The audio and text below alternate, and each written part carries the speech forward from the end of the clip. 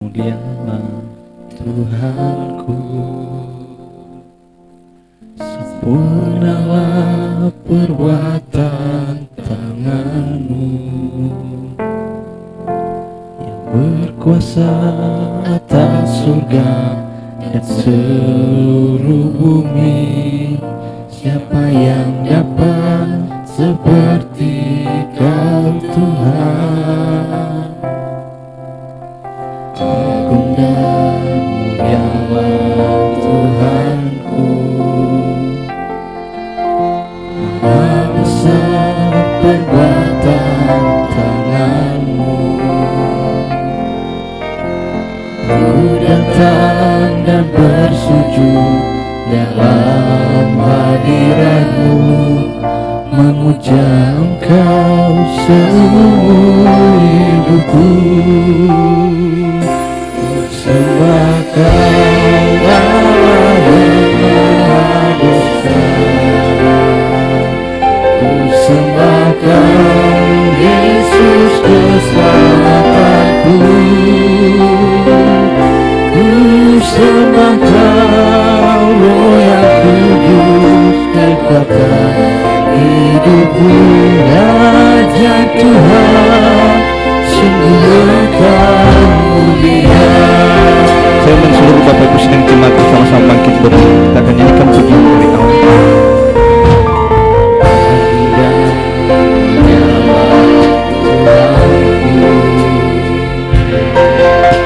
Sempurnalah perbuatan tangan-Mu yang berkuasa atas surga dan seluruh bumi. Siapa yang dapat seperti Kau Tuhan?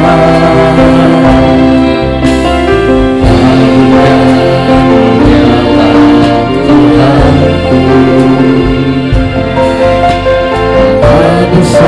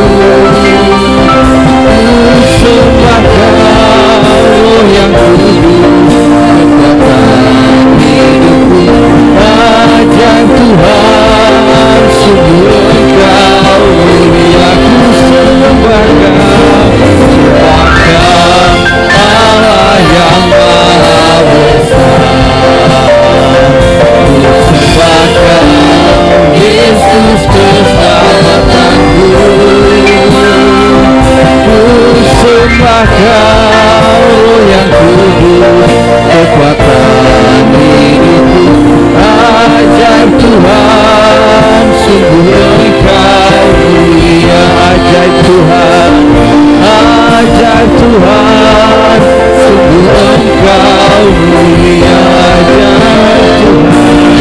Ajaib Tuhan, sungguh Engkau mulia. Bapa, kami bersyukur pada saat pagi hari ini buat kasih anugerah-Mu dalam setiap kehidupan kami. Kau saja yang layak dipuji dan disembah dari sekarang sampai selama-lamanya. Biarlah melalui pujian kami datang di hadapan-Mu Tuhan untuk bersekutu, memuji, menyembah Engkau. Biarlah setiap pujian kami senantiasa menjadi kemuliaan nama Tuhan.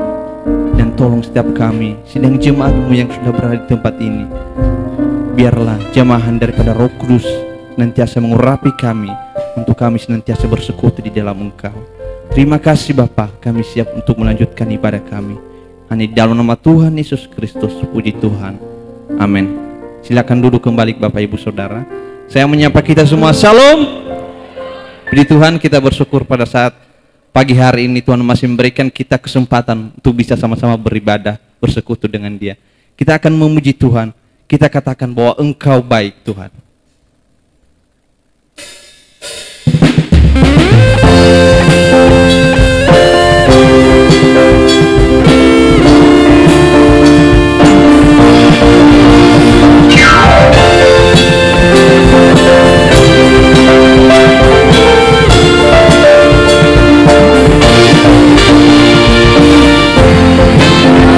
Bersyukur masuki hadirat-Mu, membawa pujian bagi-Mu Yesus.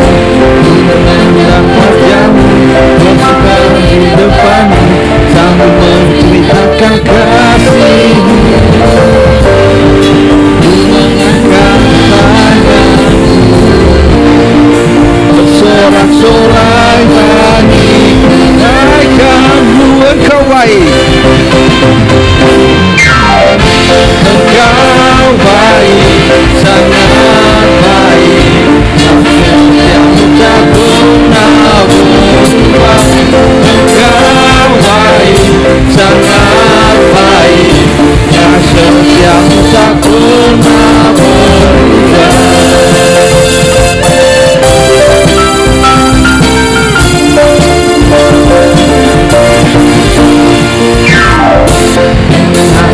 Bersyukur masuki hadirat-Mu, membawa pujian bagi-Mu Yesus. Memandang wajah-Mu, bersuka di depan-Mu, sambil menceritakan kasih-Mu. Mengangkat tangan-Mu, bersorak-sorai bagi kebaikan-Mu. Engkau baik, sangat baik.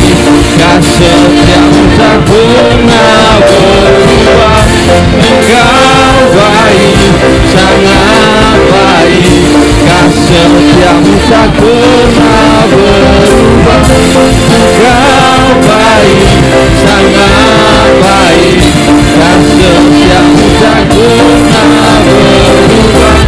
Engkau baik, sangat baik. Kasih-Mu tak pernah berubah. Engkau baik, sangat baik.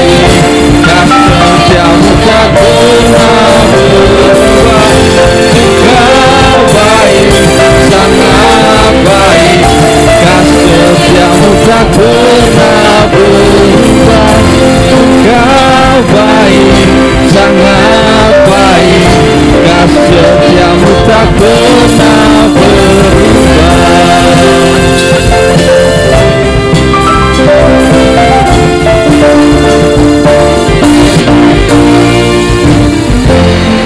Puji nama Tuhan. Dia saja yang layak dipuji, bahwa Dia saja yang terbaik karena kasih setianya yang tak pernah berubah dalam kehidupan kita. Saya akan memberikan kesempatan bagi Bapak Ibu untuk bisa menyaksikan kemurahan Tuhan. Bagi yang mau bersaksi sudah bisa menyiapkan diri. Bagi Bapak Ibu yang mau menceritakan kasih kemurahan Tuhan, dan sambil menunggu kita akan nyanyikan pujian Langit dan Bumi Pujilah Tuhan.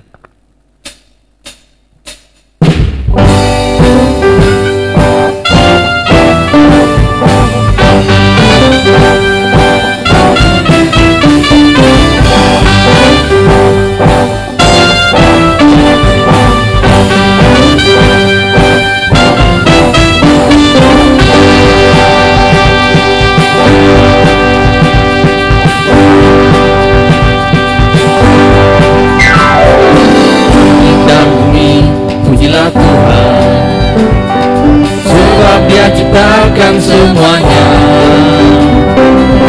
agungannya mengatasi langit bumi, sembah sujud di hadapannya.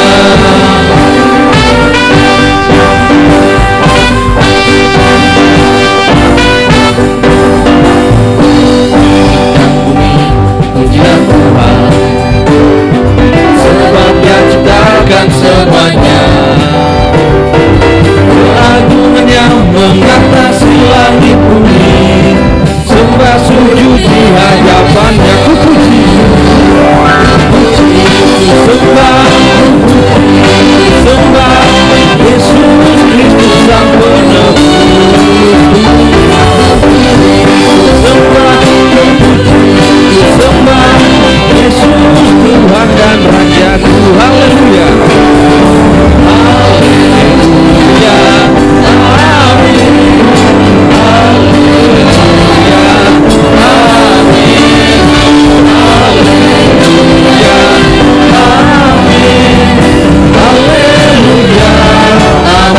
Bagi Bapak Ibu yang mau bersaksi, dipersilakan untuk bisa maju ke depan.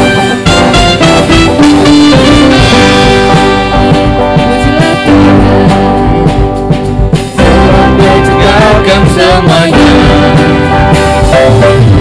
agungannya mengatasi langit bumi, sembah sujud di hadapannya. Ku puji, sembah, sembah Yesus Kristus Sang Penebus. Sembah, sembah Yesus Tuhan dan Rajaku. Sembah, sembah Yesus Kristus Sang Penebus.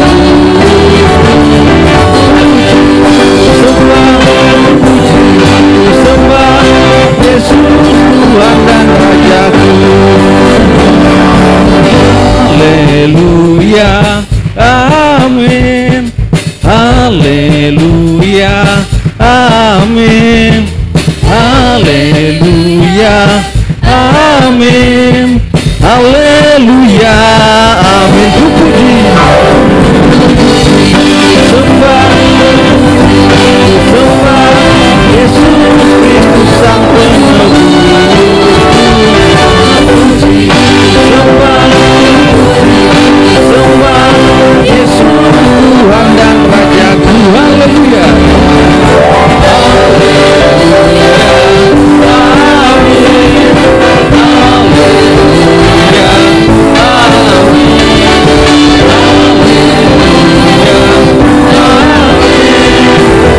Haleluya,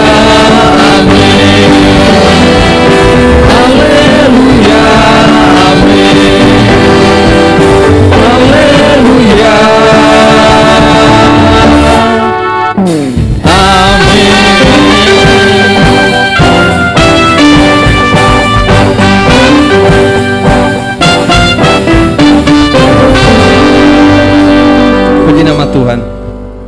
Jika tidak ada yang mau bersaksi, mungkin minggu depan masih ada waktu untuk bisa menyaksikan kemurahan Tuhan. Kita siapkan hati kita untuk mendengarkan kebenaran firman Tuhan. Kita akan nyanyikan pujian Kasih Yesus Indah Dalam Hidupku.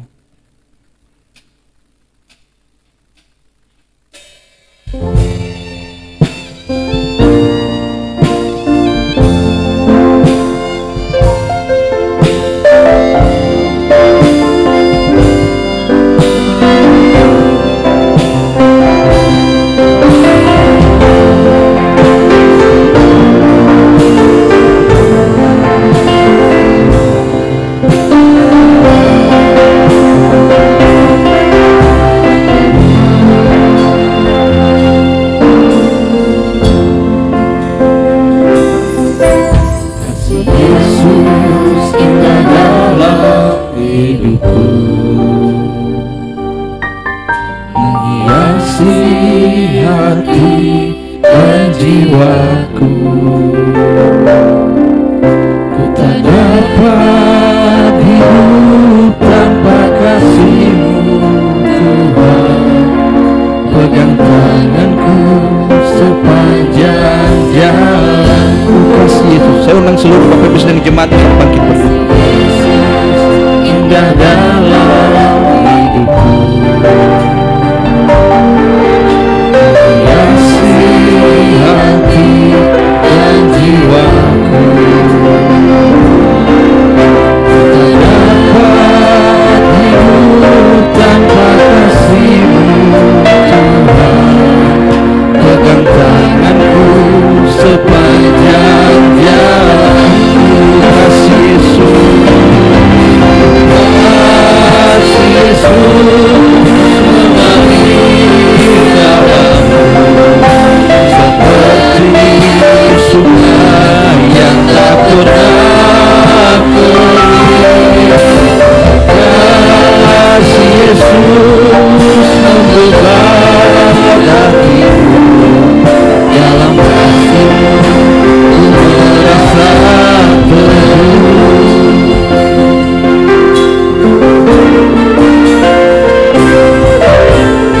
Kasih Yesus indah dalam hidupku, kasih hati dan jiwaku. Tak dapat hidup tanpa kasih-Mu Tuhan.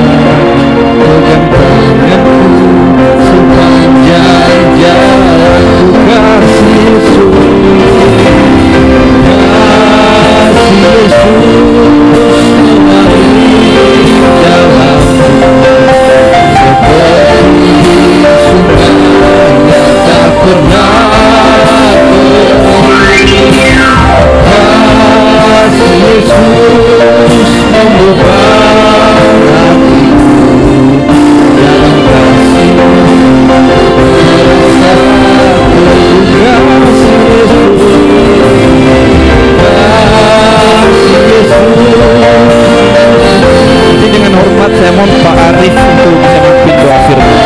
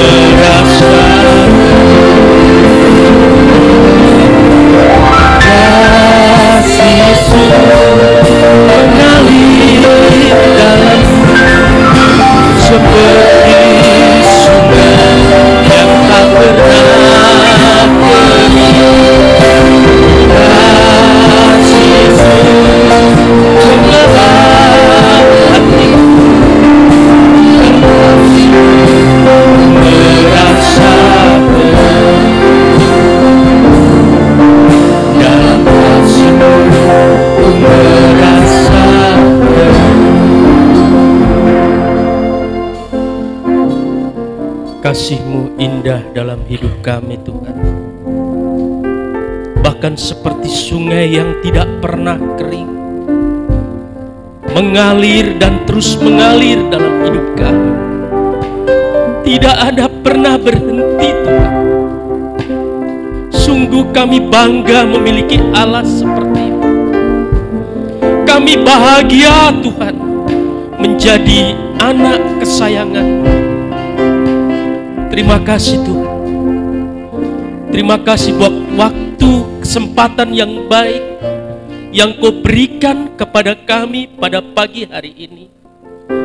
Biarlah kami mempergunakan waktu ini sebaik-baiknya Tuhan, yaitu untuk memuji-Mu, untuk menyembah-Mu, bahkan untuk mendengarkan suara-Mu Tuhan.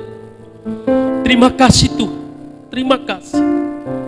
Biarlah pada waktu yang indah ini kami boleh mempersiapkan hati kami, mempersiapkan hidup kami Tuhan, untuk menerima firman, supaya kami boleh diproses, boleh dibentuk sesuai dengan kehendak. Terima kasih Bapa dalam surga. Urapi hamba-Mu yang akan menyampaikan firman-Mu. Taruh hikmat marifat-Mu dalam perkataan hamba-Mu. Bubui dengan keberanian yang sungguh untuk menyampaikan firman-Mu, sehingga tidak ada firman-Mu yang tersembunyi bagi kami. Firman-Mu terbuka bagi kami Tuhan. Terima kasih Bapa dalam surga. Berfirmanlah Tuhan, kami siap mendengarkan dan mohon hikmat. Haleluya. Amin.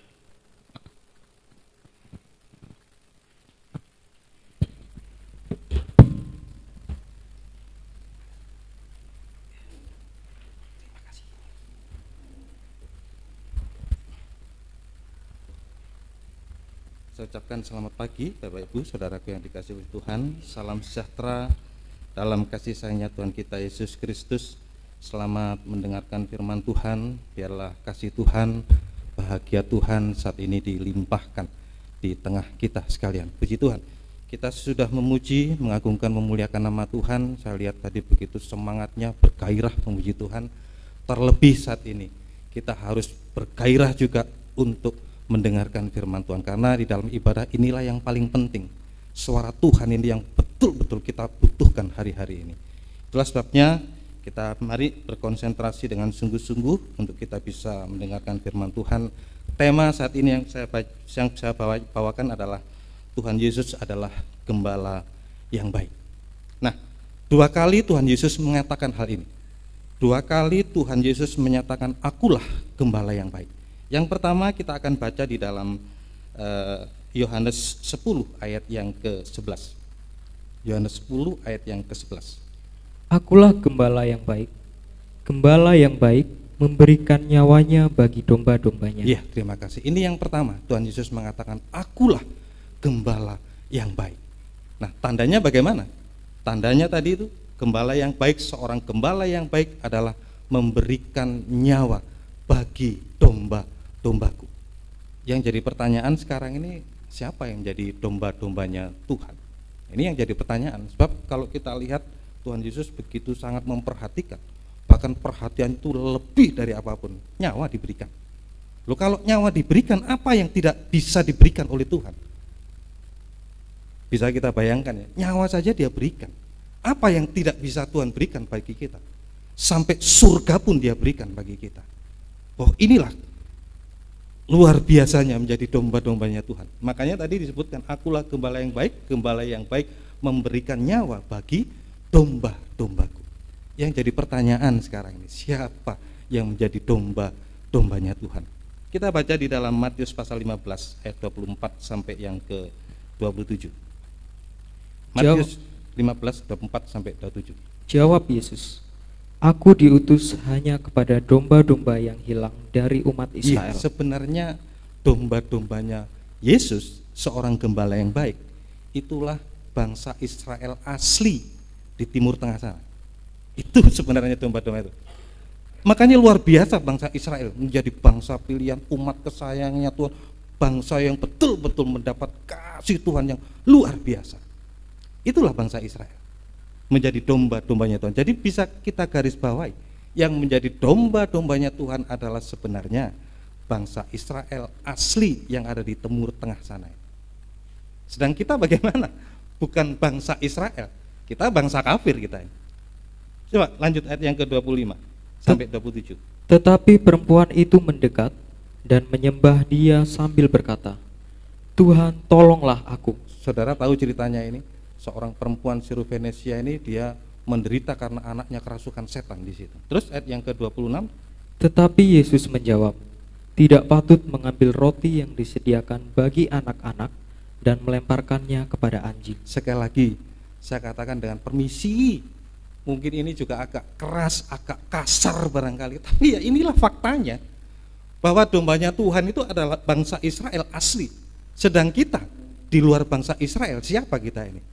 Kita tidak lebih daripada tadi yang disebutkan Tuhan Yesus, tidak patut melemparkannya kepada anjing. Itulah bangsa kita ini.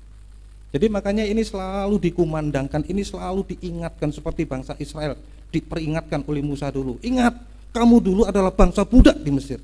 Kenapa ini harus diulang-ulang disampaikan? Karena untuk supaya mengingatkan kita siapa jati diri kita sebenarnya. Kalau kita mau sombong-sombong saat ini, mau angkuh-angkuh dengan firman Tuhan didengarkan, kita tidak mau dengar, waduh cilaka. Maka anjing itu akan tetap menjadi anjing. Saudara baca di Wahyu 22 ayat 15 di situ. Anjing-anjing nanti tinggal di luar neraka, di luar surga. Itu tempatnya anjing. Tapi sebenarnya bagaimana? Bangsa yang di luar bangsa Israel yang disebutkan tadi, bangsa anjing, maaf permisi bicara ya. Tapi inilah Alkitab menyatakan begitu. Bagaimana sebaiknya bangsa di luar bangsa Israel atau anjing tadi? Ayat 27. Kata perempuan itu, benar Tuhan, namun anjing itu makan remah-remah yang jatuh dari meja tuannya. Ini sebenarnya sikap yang harus dimiliki oleh anjing itu sendiri. Dia tidak melewatkan kesempatan itu. Anjing mungkin kalau dikasih, saya punya anjing Bapak dulu, tapi sekarang sudah tidak ada. Kalau mungkin dikasih daging, dikasih apa, mungkin ada kalanya dia makan, tapi ada kalanya dia tidak mau makan. Coba tapi kalau dikasih remah-remah roti itu, waduh habis, langsung disikat habis, dicilat. Makanya kalau di rumah sana istilahnya kalau makan sampai bersih gitu ya, sampai tidak ada uponya, tidak ada nasinya sedikit pun tercecer gitu, waduh makanya habis kok dijilati kiri, kayak dijilati anjing. Nah itu sebenarnya sikap dari bangsa di luar bangsa Israel. Saat dia menerima remah-remah roti itu, wah dia makan habis, dia nikmati betul-betul di situ. Baru di situ proses terjadi pengangkatan. Dari anjing diangkat menjadi domba-dombanya Tuhan. Nah di situ Bapak Ibu. Jadi bersyukurlah saat ini kita bisa menikmati remah-remah roti, nikmati. Seperti tadi saya katakan, seperti anjing tadi. Begitu dikasih remah-remah roti, enggak, dia lewatkan gitu saja, dia makan sampai habis itu. Itu sebenarnya sikap dari bangsa kafir. Semoga kita bisa mengerti. Semoga kita bisa mengerti. Dan kalau kita ngantuk kemudian tidak sungguh-sungguh mendengarkan firman Tuhan atau sambil waduh cilaka, ya inilah kenapa ini perlu diingatkan terus menerus diulang-ulang supaya kita ingat kita ini bangsa anjing yang mendapat kesempatan daripada Tuhan. Pergunakan kesempatan itu supaya kita bisa diangkat dari anjing menjadi dombanya Tuhan. Bahkan kalau baca ayat selanjutnya sudah berubah lagi, dia dipanggil hai ibu. Pengangkatan yang luar biasa kalau dia menghargai remah-remah roti itu. Makanya yuk sungguh-sungguhlah saat ini kita bisa menikmati remah-remah roti itu, supaya terjadi pengangkatan nanti menjadi domba-dombanya Tuhan yang betul-betul tadi nyawa dia berikan. Kalau nyawa dia berikan, apa yang tidak Tuhan berikan bagi kita? Surga pun akan diberikan kepada kita. Amin Bapak Ibu.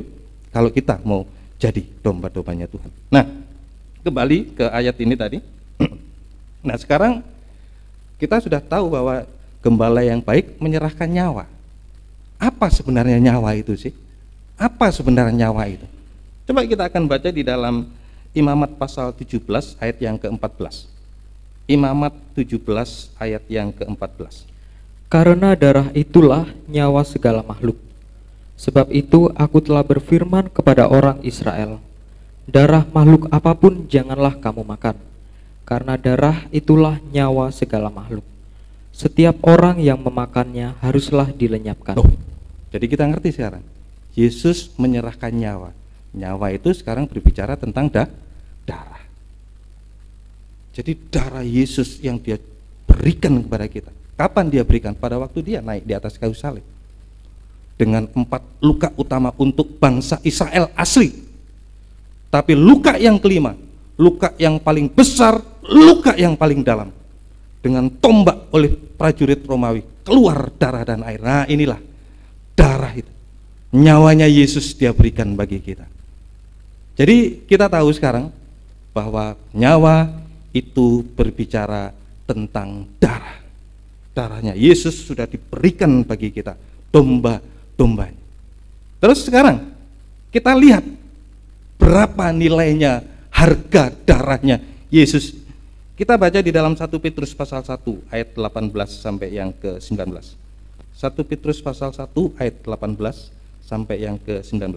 Sebab kamu tahu bahwa kamu telah ditebus dari cara hidupmu yang sia-sia, yang kamu warisi dari nenek moyangmu itu, bukan dengan barang yang fana, Ya, bukan pula dengan perak atau emas, bukan dengan perak atau emas, terus melainkan dengan darah yang mahal, ya, yaitu darah Kristus yang sama seperti darah anak domba yang tak bernoda dan tak bercacat. ya, luar biasa. Jadi kita tahu sekarang nilainya dari harga darahnya Yesus. Dikatakan tadi darah yang mahal, yang tidak bisa diukur dengan apapun yang ada di dunia ini. Tidak bisa diukur dengan apapun di dunia ini. Makanya seringkali saya tekankan kepada kaum muda khususnya, karena saya jadi penanggung jawab di kaum muda ini. Saya tekankan sungguh-sungguh, jangan tukarkan darah Yesus itu. Jangan tukarkan dengan darah Yesus dengan apapun juga. Sebab sering saya jumpai begitu. Dulu masih kecil sering rajin ke gereja, kemudian sudah menjadi remaja, sudah dewasa, nggak taunya dipinang sama orang di luar sana, akhirnya katut. Dapat kerjaan akhirnya itu. Sebab sekarang pekerjaan sulit ya, cari kau tinggalkan Tuhanmu sekarang, ikut aku nanti tak kasih jabatan. Nah, sering kali begitu. Jadi jangan tukarkan dengan darah Yesus yang mahal itu dengan apapun yang ada di dunia. Baik itu dengan jabatan, baik itu dengan kekayaan, bahkan sampai dengan apapun juga. Tuhan Yesus mengatakan, apa gunanya orang memperoleh seluruh dunia ini, tapi kalau kehilangan nyawanya, dengan apa harus digantikan keselamatan itu? Jadi sekali lagi Bapak Ibu Saudaraku yang dikasihi oleh Tuhan, jangan tukarkan apapun juga nyawa atau darah Yesus yang mahal dengan segala apa yang ada di dunia ini. Sekalipun mungkin bagi kita enak, tetapi nanti ujung-ujungnya membawa manusia menjadi menderita, bahkan sampai mengalami maut kekal selama-lamanya. Ini yang perlu kita waspadai. Makanya ini yang perlu saya tekankan dengan sungguh-sungguh, jangan sampai darah Yesus yang mahal itu ditukar dengan apapun juga. Sebab darah Yesus tadi itu, kira akan lihat sekarang kegunaannya apa sih darah Yesus tadi harus dicurahkan. Jelas ayat yang pertama, ayat yang ke-19 tadi, gunanya itu untuk menebus kita, ya, melainkan coba ayat yang ke-18 tadi disebutkan, ayat yang 18, kamu ditebus sebab kamu tahu bahwa kamu telah ditebus dari cara hidupmu yang sia-sia. Inilah faedahnya atau gunanya darah Yesus harus dicurahkan bagi kita untuk menebus segala hidup kita yang sia-sia. Dulu suka dusta barangkali, harus cari uang dengan cara dusta. Sebab enak kalau cari uang dengan cara dusta, enak. Cara tipu sana tipu sini dapat uang. Saya kemarin lihat berapa orang yang tertangkap itu dengan iming-iming dengan segala sesuatu, tipu miliar sampai bisa mengumpulkan 600 miliar. Wah, saya tidak bisa bayangkan, kok bisa sampai seperti. Ya itulah, kalau manusia tanpa ada ditebus dengan cara apa saja, dengan cara yang tidak halal, mencari uang hanya untuk jasmani, perkara uang. Tapi makanya darah Yesus yang mahal itu menebus dari cara hidup kita yang sia-sia. Dulu yang suka dusta, dulu yang suka apa saja di situ, tidak taat apa saja, menyakiti orang lain barangkali. Tapi saat ini kita bisa ditebus asalkan prosesnya satu, percaya pada Yesus, kemudian bertobat, mati bagi dosa, baptis air hidup baru, dan hidup dalam urapan Roh Kudus. Nah, di situ ada pengampunan darah Yesus. Maka segala dosa-dosa kita sudah diampuni dan tidak akan pernah akan diingat lagi oleh Tuhan. Seperti nol, tidak berbuat dosa. Itu kelebihan Tuhan bagi kita. Luar biasa Bapak Ibu. Jadi darah Yesus yang mahal itu gunanya adalah untuk menebus kita. Ingat sekali lagi, dulu bangsa Israel pada waktu keluar dari Mesir harus ada tanda darah itu. Di pintu-pintunya itu harus ada tanda darah. Bangsa Mesir yang tidak kenal darah itu apa, tidak kenal. Waduh, mati semua. Anak sulung mati semua di situ. Tapi begitu rumah bangsa Israel ada tanda darah di situ, maut lewat di situ. Artinya kita oleh darah Yesus kita ditebus untuk diselamatkan oleh Tuhan, direbut dari maut. Kalau enggak, seperti bangsa Mesir dulu tuh, anak sulungnya baik tua muda kau raja semua, tangisan luar biasa.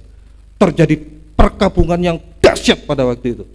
Anak sulung dari mulai anak sulung raja sampai yang terbawah mati semua di situ. Karena tanpa ada tanda darah.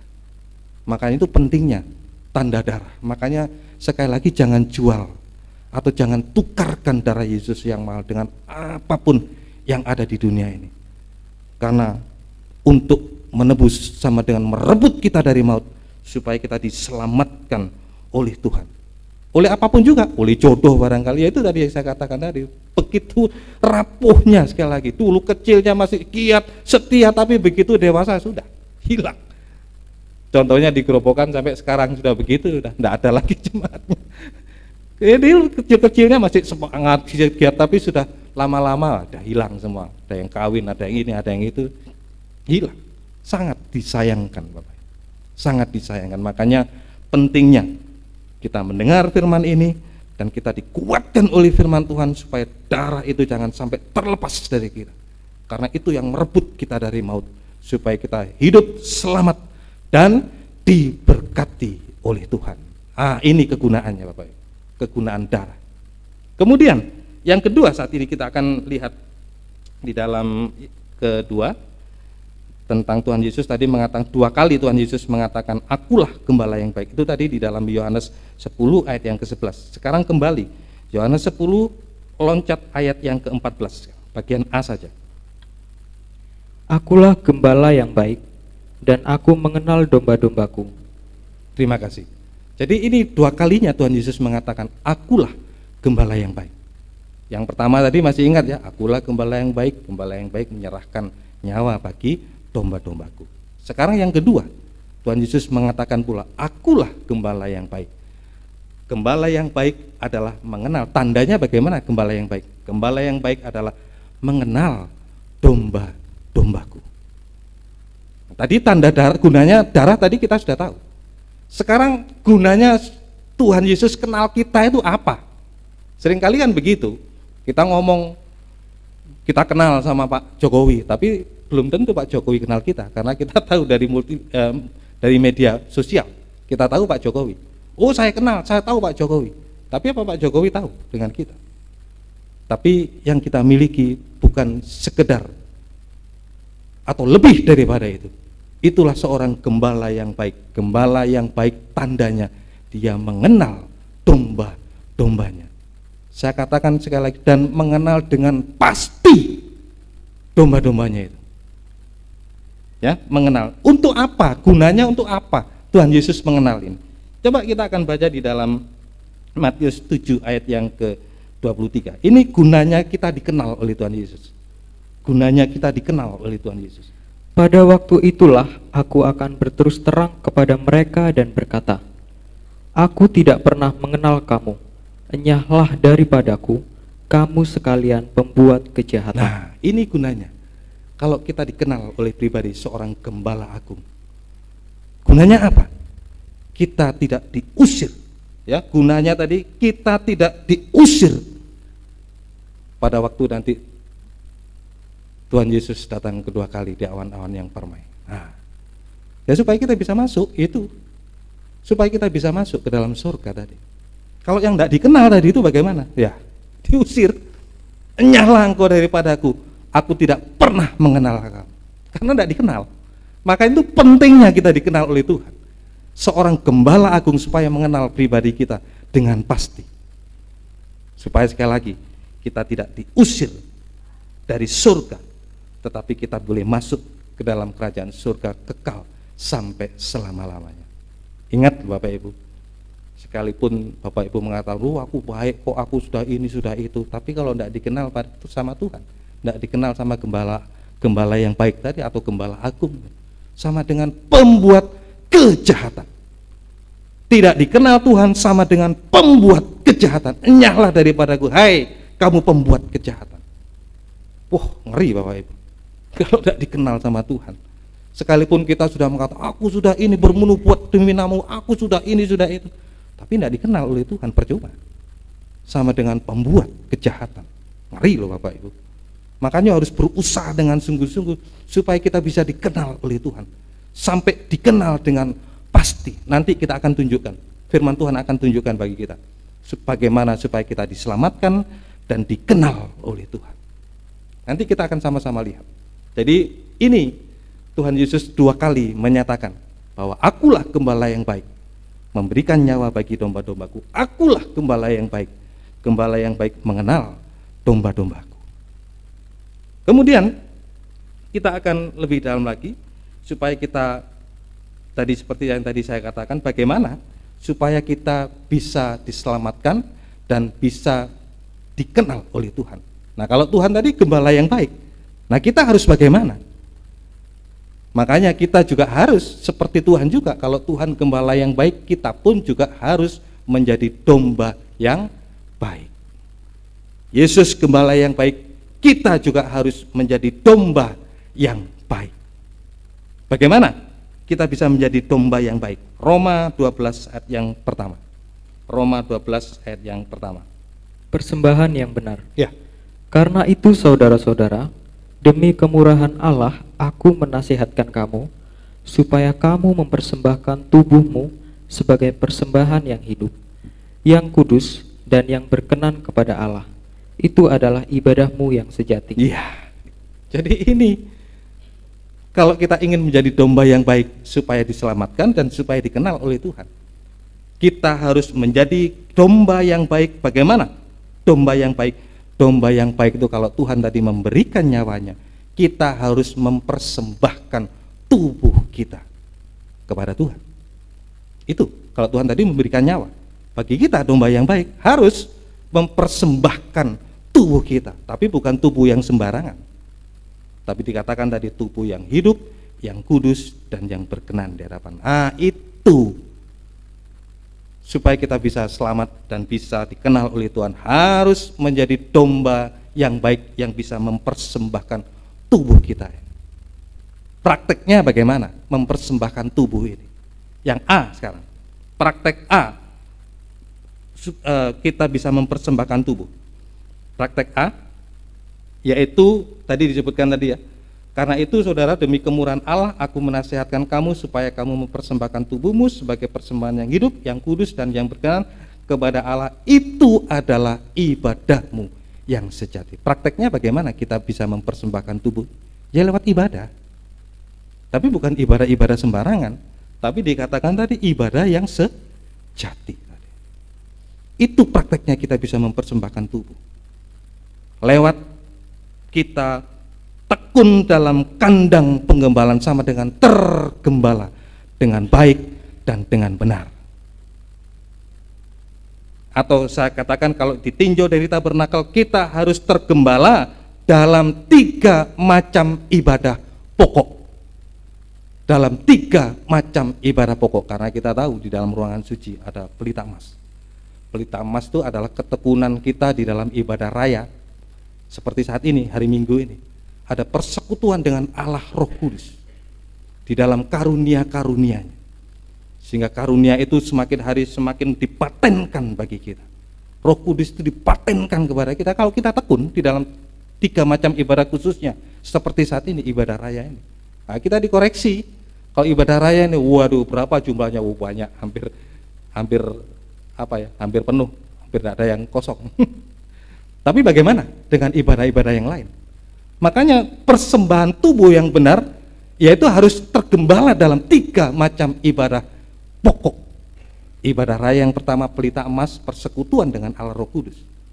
Kalau ini pelitanya menyala, kita bisa lihat alat-alat yang lain. Jadi kalau di sini saja kita tidak tekun, datang. Loh bagaimana kita bisa mengalami terang? Kita tidak bisa melihat alat yang lain. Sebab di dalam ruangan suci ada alat yang lain di situ. Yang kedua adalah meja roti sajian. Di dalam ketekunan kita, di dalam pendalaman Alkitab, wah bisa dihitung. Saudara bisa lihat kalau bisa datang kalau hari Rabu, bisa dihitung dengan jari. Kalau sekarang wah kayaknya memang banyak. Tapi bagaimana kalau pendalaman Alkitab? Bisa dihitung dengan jari. Pendalaman Alkitab adalah persekutuan kita dengan Allah Anak di dalam firman Tuhan. Di situ kita mengalami makanan-makanan. Kalau pelita emas ada Roh Kudus, kita dikasih minum. Tapi kalau di dalam meja roti sajian kita makan. Enggak hanya minum saja. Kalau minum saja digelontor ya kelempokan. Makanya harus makan. Pendalaman Alkitab hari Rabu di situ kita makan. Persekutuan dengan Allah Anak. kita dikasih makan. Dan yang ketiga di situ ada mesbah dupa emas, ketekunan kita di dalam doa penyembahan, persekutuan dengan Allah Bapa. Itu kita laksanakan hari Senin pagi. Juga sama juga bisa dihitung dengan jari juga yang datang. Loh ini loh Bapak Ibu. Makanya firman Tuhan itu mendorong kita ini. Bagaimana supaya menjadi domba yang baik, bisa mempersembahkan tubuh ini di dalam ketekunan dalam ibadah, 3 macam ibadah pokok ini. Nah, makanya firman Tuhan ini mengoreksi bagi kita semua. Kita dikoreksi oleh firman Tuhan. Oh iya ya, saya sering bolong-bolong. Berarti saya masih belum jadi domba yang baik. Masih belum. Makanya usaha Bapak Ibu untuk bisa menjadi domba yang baik. Kalau saya Bapak Gembala enggak bisa, dorong-dorong Bapak Ibu enggak bisa. Tapi Bapak Ibu sendiri yang harus punya niat melalui dengan firman Tuhan ini yang mendorong kita untuk kita bisa tekun di dalam 3 macam ibadah pokok. Ada persekutuan dengan Allah Bapa, Allah Anak dan Allah Roh Kudus, di mana tubuh, jiwa dan roh kita melekat kepada Allah Tritunggal, Allah Bapa, Allah Anak dan Allah Roh Kudus. Di situ setan tidak bisa menjamah kita. Wah, luar biasa Bapak Ibu. Jadi makanya ya itulah, kita prakteknya kita bisa mempersembahkan tubuh, yaitu kita bisa tergembala atau masuk dalam ketekunan dalam 3 macam ibadah pokok. Ingat sekali lagi bahwa darah Yesus tadi adalah darah yang mahal. Jadi ibadah itu ada nilainya, darahnya juga. Oh iya tak Pak Ari, ada nilainya. Coba kita akan baca di dalam Ibrani 9 ayat 14 sampai yang ke-15. Ibrani pasal 9 ayat 14 sampai yang ke-15.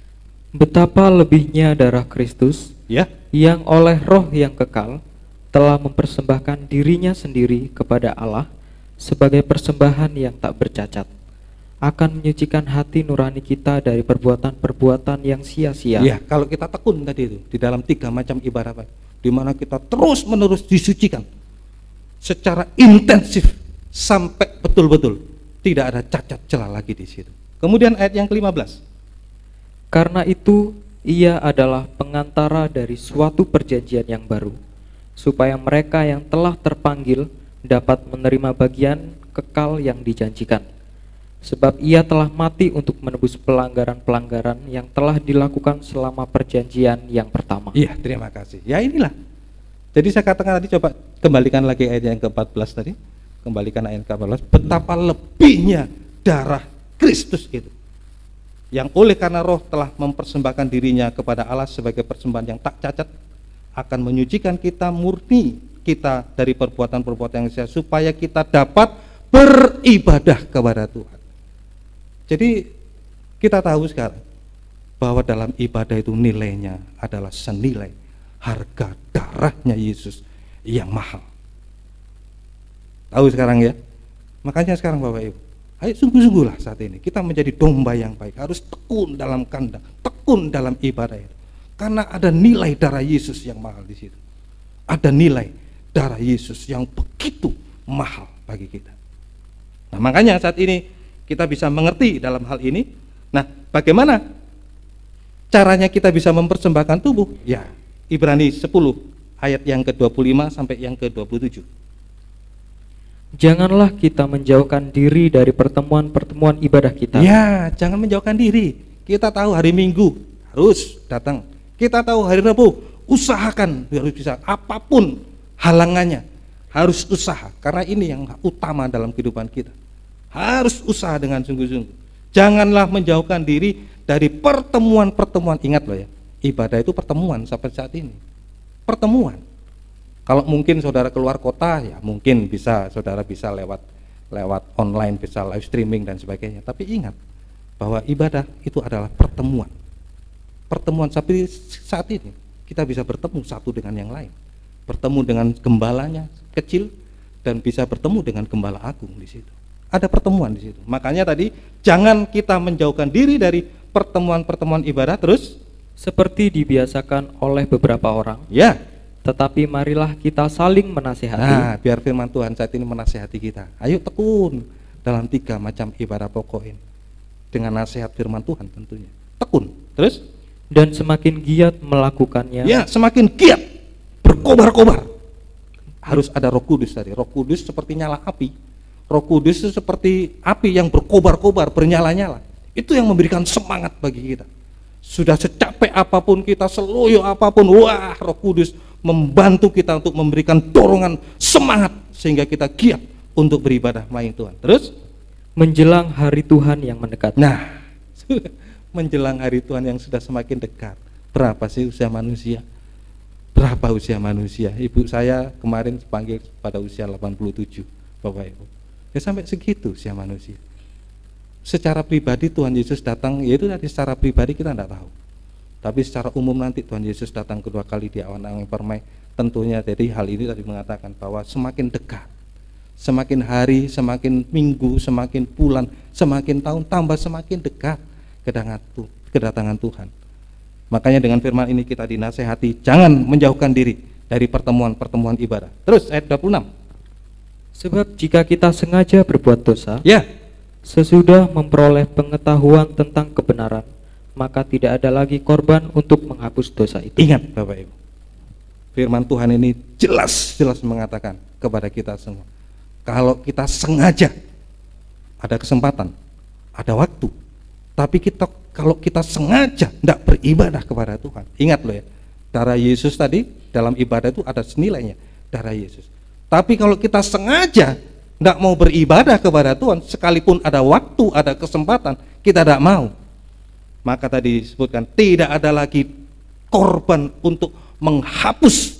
Tidak berlaku darahnya Yesus. Tidak berlaku darahnya Yesus. Tidak main-main Bapak Ibu, tidak main-main tentang kuasa daripada ibadah ini, karena ada nilai darah Yesus yang mahal. Sengaja tidak beribadah kepada Tuhan, berarti sudah tidak ada darah Yesus lagi di situ. Terus ayat 27. Tetapi yang ada ialah kematian yang mengerikan. Kita garis bawahi, sungguh-sungguh kita garis bawahi sungguh. Tetapi yang ada adalah kematian yang mengerikan. Terus Akan penghakiman dan api yang dahsyat yang akan menghanguskan semua orang durhaka. nah, jadi semoga dengan firman ini semakin hari semakin menggairahkan kita untuk kita bisa tekun beribadah, terutama dalam 3 macam ibadah pokok, supaya kita bisa betul-betul mengalami kuasa darah Yesus untuk menyelamatkan kita, merebut kita dari maut, Terus kemudian hasilnya kalau kita tekun dalam kandang penggembalaan, jadi tidak rugi Bapak Ibu. Kita luangkan waktu cuma berapa jam untuk beribadah, kita tidak rugi Bapak Ibu. Ada hasilnya. Hasil yang pertama kita akan baca di dalam Mazmur 23 ayat yang pertama. Mazmur 23 ayat yang pertama. Mazmur Daud. Tuhan adalah gembalaku, takkan kekurangan Wah, aku. luar biasa. Kalau kita tekun dalam kandang ibadah, tekun dalam kandang penggembalaan, hasilnya yang pertama, kita selalu dipelihara oleh Tuhan. Seperti Raja Daud, raja yang besar mengatakan, Tuhan adalah gembalaku, takkan kekurangan aku. Ada jaminan pemeliharaan daripada Tuhan. Di tengah dunia yang sangat sulit, sampai puncaknya kesulitan nanti, Antikris berkuasa 3,5 tahun, di mana orang tidak bisa menjual, tidak bisa membeli tanpa ada cap 666. Percuma kita punya deposito, punya uang banyak triliunan barangkali, tapi kalau tidak ada cap ya tidak berlaku uangnya. Makanya banyak nanti orang yang tidak tahan menghadapi segala sesuatu sampai akhirnya kecil kemungkinannya orang bisa selamat pada waktu zamannya Antikris. Jadi makanya saudaraku yang dikasihi Tuhan, ayo pergunakan selama darah Yesus ini masih berlaku bagi kita. Kita pergunakan dengan ibadah. Sebab darah Yesus nanti sudah tidak ada lagi, tidak berlaku lagi. Kapan tidak berlakunya itu? Pada waktu zamannya Antikris nanti. Kita selamat lewat darahnya kita sendiri.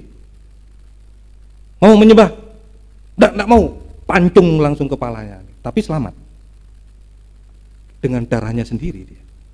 Makanya selama masih darah Yesus berlaku saat ini, pergunakan darah Yesus itu. Lewat kita tekun beribadah melayani Tuhan. Sebab ada waktunya nanti darah Yesus sudah tidak ada lagi, tidak bisa dipergunakan. Kalau sudah waktunya Antikris nanti datang, kita harus selamat dengan darah kita sendiri. Kecil kemungkinannya orang yang selamat di situ, karena siksaannya luar biasa. Seperti Tuhan Yesus katakan, tidak ada penyiksaan seperti dunia sebelum dan sesudah dijadikan terjadi penyiksaan seperti itu. Antikris nanti datang. Wah, dahsyat sekali. Jadi makanya Bapak Ibu, sekali lagi, selama darah Yesus masih berlaku, ayo kita tekun dalam ibadah pelayanan kita. Karena ada waktunya nanti darah Yesus tidak berlaku lagi. Kalau antikris nanti berkuasa, harus darah kita sendiri yang tercurah di situ. Semoga kita bisa mengerti. Itu pertama Bapak Ibu, ada jaminan pemeliharaan bagi Tuhan di tengah-tengah dunia yang sulit. Keluaran 23 ayat 25. Keluaran 23 ayat yang ke-25. Tetapi kamu harus beribadah kepada Tuhan Allahmu. Ya. Maka Ia akan memberkati roti makanan. Apa yang kita makan Tuhan sudah sediakan bagi kita. Terus? Dan air minumanmu. Air minuman sudah disediakan oleh Tuhan. Terus? Dan aku akan menjauhkan penyakit dari tengah-tengah. Luar biasa jaminannya. Luar biasa jaminan yang diberikan Tuhan bagi kita. Kalau kita mau tekun beribadah kepada Tuhan, makan minum kita sudah disediakan, bahkan kita dijauhkan dari sakit penyakit. Kalau Tuhan izinkan kita sakit bukan berarti Tuhan jahat, enggak. Sebenarnya Tuhan ingin tes kita sebenarnya. Sampai di mana iman kita, sampai di mana pengharapan kita kepada Tuhan. Makanya jangan dihakimi ya orang yang sakit, oh itu berarti enggak ibadah itu kepada Tuhan, enggak begitu. Tapi kalau kita tekun beribadah tapi Tuhan izinkan mengalami sakit, sebenarnya itu adalah Tuhan ingin melihat seberapa iman kita, pengharapan kita, kasih kita kepada Tuhan. Nah, itu janji Tuhan luar biasa untuk pemeliharaan bagi kita. Kemudian itu yang pertama, di tengah-tengah dunia yang sulit, ayo urusan kita adalah urusan ibadah, urusan makan dan minum, urusannya Tuhan. Wah, berarti Pak Hari mengajarkan malas? Enggak. Saudara boleh bekerja sekeras-kerasnya. Kalau Tuhan tidak berikan berkat, mau apa sekarang? Saudara banting tulang siang malam kerja, tapi kalau Tuhan tidak berikan berkat, mau apa sekarang? Jadi urusan makan minum urusannya Tuhan. Urusan kita adalah tekun beribadah melayani Tuhan. Maka Tuhan yang sediakan berkat bagi kita. Mengerti Bapak Ibu ya? Juga bukan mengajarkan malas, enggak, harus kerja sekeras-kerasnya, harus sekolah sekeras-kerasnya, kuliah sekeras-kerasnya. Tetapi ingat sekali lagi, makan minum adalah urusannya Tuhan. Urusan kita saat ini adalah urusan untuk tekun beribadah kepada Tuhan. Ingat loh jaminannya Tuhan. Roti makananmu, roti makanan dan minumanmu, Tuhan akan berkati bagi kita. Itu jaminan Tuhan. Semoga kita bisa mengerti dengan sungguh-sungguh. Kemudian hasil yang kedua, Yehezkiel pasal 20 ayat yang ke-37. Yehezkiel pasal 20 ayat yang ke-37.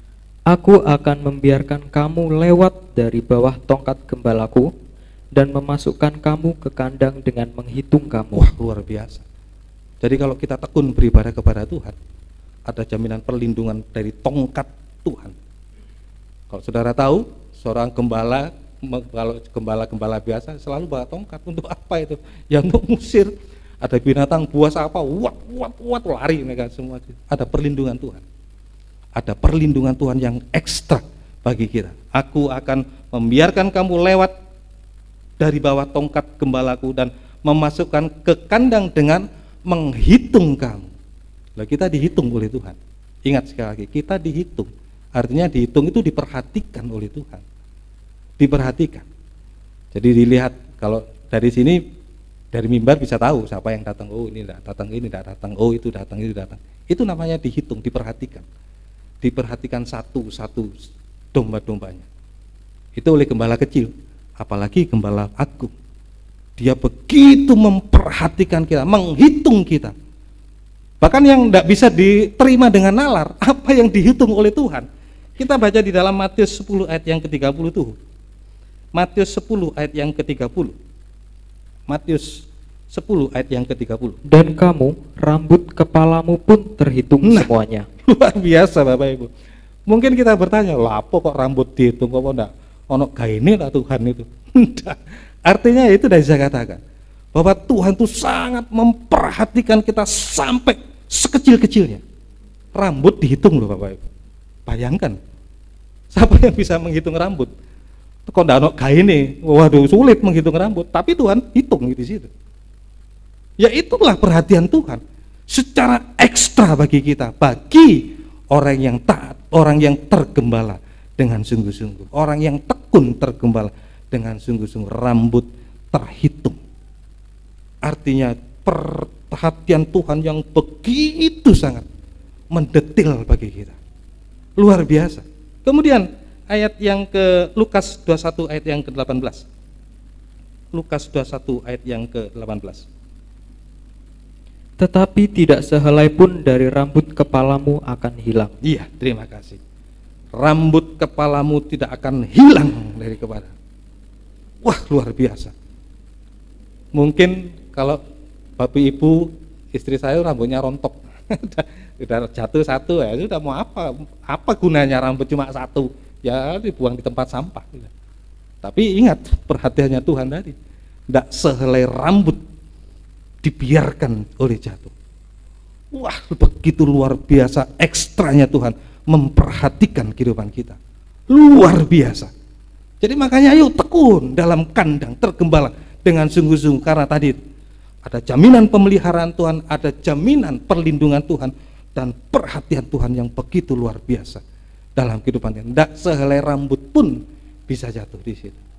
Kalau di luar pengembalaan, berarti di luar jangkauan perhatian Tuhan. Kalau kita sengaja tidak beribadah, sama dengan kita berarti di luar jangkauan perhatian Tuhan. Tapi kalau kita tekun beribadah, itu dalam perhatian Tuhan yang ekstra, sungguh-sungguh. Semoga kita bisa mengerti dalam hal ini. Dan ada kesaksian Bapak Ibu, saya menyaksikan ini supaya menjadi satu kekuatan bagi kita. Dulu saya punya teman, dia pada waktu itu mobilnya disewakan gitu. Disewakan, nggak taunya disewa sama orang yang nggak benar. Sudah waktunya dikembalikan, nggak dikembalikan. Waduh, dia sempat bingung, ditelepon nggak kena, tapi akhirnya ditelepon bisa juga. Pak, gimana mobilnya kok nggak dikembalikan? Oh iya Pak, sebentar nanti saya akan kembalikan jam sekian Pak ya, tunggu di rumah. Pada waktu itu Bapak Ibu, jam itu yang dia sebutkan waktunya ibadah. Bingung dia, gimana ya? Kalau saya tinggal ibadah nanti dia datang, waduh, datang tidak ada, tinggal lagi hilang mobil saya. Tetapi dia punya keyakinan yang luar biasa. Wah, dia tidak mau tinggalkan ibadah. Sampai dia berani tinggalkan orang di situ. Biar sudah, waktunya ibadah, dia ibadah di situ. Dengan cara ya begitu, tidak mau tinggalkan ibadah pelayanan, apapun resikonya di situ, walaupun kehilangan mobil. Saya rasa begitu hatinya dia. Tapi ternyata setelah pulang, tiba-tiba mobilnya datang. Pak, ini Pak mobilnya. Waduh, dia senangnya minta. Coba pada waktu itu dia tinggalkan ibadah, tidak jadi ibadah, belum tentu. Tapi mungkin saudara bisa berkata, oh itu kebetulan. Enggak, itu enggak kebetulan. Tapi itulah perhatian Tuhan. Amin, Bapak Ibu. Itu perhatian Tuhan saat kita tidak tinggalkan ibadah. Tekun kita ibadah. Ada perhatian Tuhan yang luar biasa. Semoga kita bisa mengerti. Makanya dengan firman Tuhan sekarang ini kita bisa melihat apa saya menjadi domba yang baik. Domba yang baik bisa mempersembahkan tubuh lewat tekun dalam kandang penggembalaan. Hasilnya tadi itu ada pemeliharaan Tuhan di tengah dunia yang sulit, ada perlindungan Tuhan dan perhatian Tuhan yang luar biasa bagi kita. Itu yang pertama. Sekarang praktek yang B, kita bisa mempersembahkan tubuh kepada Tuhan. Kita kembali ke Yohanes 10 ayat yang ketiga. Yohanes 10 ayat yang ketiga. Ini praktek kita bisa mempersembahkan tubuh. Ingat ya, persembahan tubuh prakteknya yang pertama tadi, kita beribadah melayani Tuhan, tekun dalam kandang pengembalaan. Sekarang yang kedua, yang B, Yohanes 10 ayat yang ketiga. Untuk dia penjaga membuka pintu dan domba-domba mendengarkan suaranya, dan ia memanggil domba-dombanya masing-masing menurut namanya dan menuntunnya keluar. Iya, terima kasih. Jadi yang kedua Bapak Ibu, kita bisa menjadi domba yang baik, bisa mempersembahkan tubuh. Yang B, prakteknya adalah kita bisa dengarkan firman Tuhan, bisa domba itu mendengar suara gembala. Domba itu harus mendengar suara gembala. Berapa jam kita untuk mendengarkan firman Tuhan? Paling saat ini cuma 1 jam. Sebab waktunya dibatasi cuma 1 jam untuk menyampaikan firman Tuhan. Nah, makanya mempersembahkan tubuh yaitu dengan cara mendengar firman Tuhan dengan sungguh-sungguh tadi. Itu mempersembahkan tubuh. Lewat kita mendengar suara gembala sampai mengenal dengan pasti. Seperti tadi saya katakan bahwa Tuhan Yesus mengenal nama kita dengan pasti. Makanya kita harus mendengar suara gembala sampai dengan pasti. Mengenal dengan pasti. Kenapa harus dengan pasti, Pak Hari? Supaya kita tidak gampang untuk disesatkan, Bapak. Kita mengenal suara gembala sampai mengenal dengan pasti. Saya sering kali contohkan, kalau mengenal dengan pasti ini sama dengan anak-anak saya mendengar suara saya. Kalau mungkin anak-anak saya jauh di situ, misalkan Andrew, ini Bapak Andrew. Tahu Andrew, oh iya suaranya Bapak ini. Tahu. Itu mengenal dengan pasti. Kalau kita mengenal dengan pasti, tidak gampang untuk disesatkan. Tapi kalau kita tidak mengenal dengan pasti, oh gampang disesatkan. Ingat bahwa iblis menyamar menjadi malaikat terang, itu di dalam 2 Korintus 11 ayat yang ke-14. Iblis menyamar menjadi malaikat terang, seperti dulu Hawa terpedaya dengan suara ular, suara iblis. Ingat nggak ya? Terpedaya, tertipu dengan suara itu, karena tidak mengenal dengan pasti. Makanya kita harus mengenal, mendengar dan mengenal dengan pasti suara gembala, supaya tidak gampang tertipu dan tidak gampang disesatkan. Seperti tadi saya contohkan anak-anak saya, biarpun jauh anak-anaknya sudah kenal, oh ya suaranya Bapak.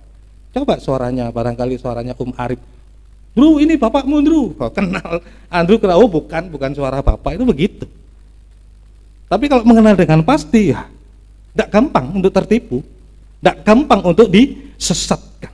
Makanya ini pentingnya kita mendengar dan harus mengenal dengan pasti, supaya tidak gampang ditipu dan tidak gampang disesatkan oleh suara ular. Itulah iblis, seperti Hawa dulu disesatkan di Taman Eden. Iblis mengatakan apa? Tentulah Allah berfirman. Wow, suaranya Tuhan ini.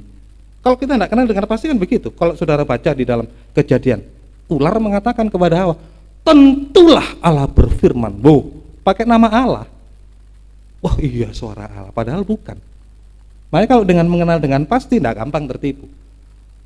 Orang Tuhan mengatakan seluruh buah dalam taman ini boleh kamu makan buahnya dengan bebas, tetapi satu tidak boleh dimakan. Tapi sama iblis dibolak-balik menggunakan suara Tuhan. Itu tadi yang dikatakan iblis menyamar menjadi malaikat terang. Kalau kita tidak mengenal dengan pasti, wah gampang tertipu, gampang tersesat sungguh-sungguh. Sekapapun dia, baik itu es berapapun, kalau di luar firman Tuhan, tidak sama dengan firman Tuhan, kita bisa peka di situ. Peka di situ kita. Oh bukan suara Tuhan. Begitu semestinya. Kalau kita mengenal dengan pasti, tapi kalau enggak ya gampang tertipu. Akhirnya bagaimana? Kalau sudah mendengar suara yang tertipu, telinga kita pergunakan mendengar suara ular tadi itu. Hawa enggak berulang-ulang mendengarkan suara itu, cuma satu kali mendengar suara ular itu. Tapi dia mendengar satu kali, habis dia di situ. Telinganya rusak, matanya rusak, wah semuanya dirusak oleh iblis. Dirusak oleh iblis. Harusnya tadi diusir dari Taman Eden. Harus terusir, kehilangan surga. Waduh, terlalu Bapak Ibu. Jadi makanya ini pentingnya. Kita harus mendengar sampai bisa mengenal dengan pasti supaya kita tidak gampang disesatkan oleh suara ular tadi itu. Makanya ya itu tadi, harus mengenal dengan pasti. Kalau tidak pasti sudahlah, gampang. Apalagi nyampaikan STO ini STH, oh iya dia kan sudah pendidikannya udah tinggi. Wah, tapi di luar Alkitab tidak sama dengan Alkitab. Yang boleh jadi tidak boleh, yang tidak boleh jadi boleh. Nah begitu. Loh bagaimana kalau begitu? Makanya harus mengenal dengan pasti. Kalau dengan pasti peka kita, tidak bisa tersesatkan, tidak gampang ditipu, tidak gampang disesatkan oleh suara ular di situ. Nah sikapnya bagaimana? Sikap mendengar suara asing atau suara ular itu ayat yang kelima, Yohanes 10 ayat yang kelima. Yohanes 10 ayat yang kelima. Tetapi seorang asing pasti tidak merasa mereka ikuti. Ya. Malah mereka lari daripadanya, karena suara orang-orang asing tidak mereka kenal. Nah, bukan saya yang ngajarkan ya, bukan saya yang ngajar, tapi Yesus sendiri yang ngajar. Tapi Yesus sendiri yang ngajar. Bagaimana sikap domba tadi mendengar suara asing? Nggak usah didengar. Bila perlu lari. Lari. Tadi loh, bukan saya yang ngajarkannya, tapi firman Tuhan mengatakan tadi. Tapi seorang asing pasti tidak mereka ikuti, malah mereka lari daripadanya karena suara orang asing itu tidak mereka kenal. Nah, begitu seharusnya sikap. Itu adalah sikap yang tegas dari seorang domba yang baik tadi. Sudah jelas salah, kenapa harus diikuti? Maaf permisi bicara, gembala yang baik memberikan makanan yang baik, bahkan makanan yang terbaik. Tapi gembala yang tidak baik sebenarnya bukan makanan yang baik, tapi racun yang diberikan. Bukan makanan yang baik, tapi racun diberikan. Seperti suara ular tadi itu, dipulak balik yang tidak pulih, jadi pulih, yang pulih jadi tidak pulih. Racun sebenarnya itu diberikan. Nah kalau sudah tahu itu racun, kenapa harus dimakan? Bodoh namanya. Betul ya? Makanya harus pintar jadi domba sampai harus mengenal dengan pasti suara gembala, supaya tidak tertipu dan tersesat sehingga dia mengalami kematian. Ini penting bagi kita Bapak Ibu. Semoga kita bisa mengerti. Nah, jadi harus kita mendengar sampai mengenal dengan pasti suara gembala. Nah, seperti Maria. Nah, tadi sore sudah dibawakan oleh Ferry dalam kaum muda remaja. Nah, saat ini saya bawakan juga karena memang sudah ini saya persiapkan beberapa waktu yang lalu. Kok sama yang diberikan Ferry kemarin sore tentang Maria juga. Coba kita akan lihat Lukas 10 ayat 39 sampai yang ke-42. Perempuan itu mempunyai seorang saudara yang bernama Maria. Maria ini duduk dekat kaki Tuhan dan terus mendengarkan perkataannya. Iya. Jadi supaya kita bisa mendengar dan mengenal dengan pasti, ya harus seperti Maria tadi itu. Duduk di bawah kaki Tuhan dan terus menerus mendengar, bukan mendengar suara tapi mendengar suara Yesus. Sebab Yesus yang berkata, di kakinya Yesus. Yesus adalah firman. Firman itu adalah pengajaran yang baik. Bagaimana firman pengajaran yang baik? Yang tertulis di dalam Alkitab. Makanya cocokkan dengan Alkitab. Kalau itu di luar Alkitab, ya sudah. Itu dari saya katakan lari. Tidak usah didengar, lari sungguh-sungguh. Tapi kalau itu suara Alkitab harus didengar. Seperti Maria tadi. Seperti Maria yang duduk di kaki Tuhan dan terus mendengar perkataan-perkataan Tuhan. Duduk itu sama dengan bisa mantap juga. Mantap dalam mendengar dan bisa menikmati, sama seperti makan. Kalau makan duduk, wah nikmatnya makan. Bisa menikmati. Duduk artinya bisa menikmati firman Tuhan dengan lahap. Seperti anjing tadi itu. Sampai habis, tidak ada tersisa. Itu sebenarnya seharusnya kita ini di luar bangsa Israel, bangsa anjing, bisa menikmati dengan sungguh-sungguh remah-remah roti. Wah, itu Bapak Ibu. Hasilnya Bapak Ibu. Hasilnya kalau saudara baca itu ya, kalau saudara baca di dalam ayat belum saya, ayat 39 sampai 42 tuh. Sampai 42. Sedang Marta sibuk sekali melayani. Ia mendekati Yesus dan berkata, "Tuhan, tidakkah engkau peduli bahwa saudaraku membiarkan aku melayani seorang diri? Ya, terus? Suruhlah dia membantu aku." Tetapi Tuhan menjawabnya, "Marta, Marta, engkau khawatir dan menyusahkan diri dengan banyak perkara. Tetapi hanya satu saja yang perlu. Maria telah memilih bagian yang terbaik, yang tidak akan diambil daripadanya." Luar biasa Bapak Ibu. Jadi hasilnya kalau kita terus duduk mendengar firman Tuhan, itu tadi saya katakan, mendengar sampai bisa mengenal dengan pasti suara gembala. Hasilnya yang pertama, kita tidak mengalami kekhawatiran seperti Marta tadi. Tidak pernah khawatir, karena firman Tuhan itu adalah jaminan bagi kita. Biar dunia sulit, biar dunia ini, jaminannya Tuhan jelas kok. Aku akan memberkati roti makanan. Tidak pernah khawatir. Apa yang sering dikhawatirkan? Ya soal makan minum. Soal makan minum yang dikhawatirkan. Makanya kalau kita sudah mengenal dengan pasti suara Tuhan tadi itu, jaminannya itu sudah jelas bagi kita. Kita tidak akan pernah khawatir seperti Marta. Marta ini sibuk melayani, ini, waduh sampai Tuhan disuruh-suruh. Tuhan, kalau engkau peduli suruh itu Marta, wah Tuhan disuruh-suruh, bayangkan Bapak Ibu. Tuhan disuruh-suruh, seharusnya Tuhan jadi kepala. Sekarang Marta yang mau jadi kepala di situ. Tuhan disuruh-suruh. Kalau kepalanya Tuhan Yesus aman, kalau kepalanya Marta, ular kepalanya di situ. Nah, begitu. Jadi hasilnya tidak mengalami kekhawatiran seperti Marta. Marta, engkau khawatir, banyak khawatir dalam banyak perkara. Tapi Maria enggak. Sekalipun sulit, dia ingat perkataan Tuhan, iya Tuhan, Engkau akan memberkati. Wah, enggak pernah kita khawatir. Amin Bapak Ibu. Di tengah dunia apapun sulit mengalami masalah yang sehebat apapun sekalipun. Ingat, Tuhan lebih besar, Tuhan kita lebih besar dari apapun masalah yang ada di dunia ini. Bahkan sampai murid-muridnya heran, oh kok bisa laut, kok bisa angin, bisa tunduk sama dia. Loh, sampai sebegitu Bapak Ibu. Bayangkan, kalau kita mengenal dengan pasti suara Tuhan, tidak ada kekhawatiran dalam kehidupan kita. Amin Bapak Ibu. Tidak ada kekhawatiran bagi kita. Tidak seperti Marta. Hasilnya tidak mengalami kekhawatiran seperti Marta, tetapi selalu bisa mengucap syukur kepada Tuhan. Kemudian hasil yang kedua, tidak mengalami kesusahan, engkau menyusahkan diri banyak segala perkara. Wow, tidak ada susah. Memang di dunia ini sekali lagi kita masih banyak meneteskan air mata. Meneteskan air mata, seringkali juga meneteskan air mata. Tapi saat kita bisa mendengar dengan pasti suara Tuhan, ada jaminan bagi Tuhan, Tuhan akan menghapus air mata kita sedikit demi sedikit sampai tidak ada lagi air mata. Kalau nanti sudah di Yerusalem baru, tidak ada lagi tetesan air mata. Di sini kita masih bisa mengeluarkan air mata, tapi ingat, Tuhan akan menghapus air mata kita. Kita bisa merasakan bahagia, sukacita daripada Tuhan di tengah-tengah penderitaan. Orang lain, wow itu, lihat itu, ke gerejanya sungguh-sungguh, wah itu, lihat begitu tuh, hidupnya kayak begitu.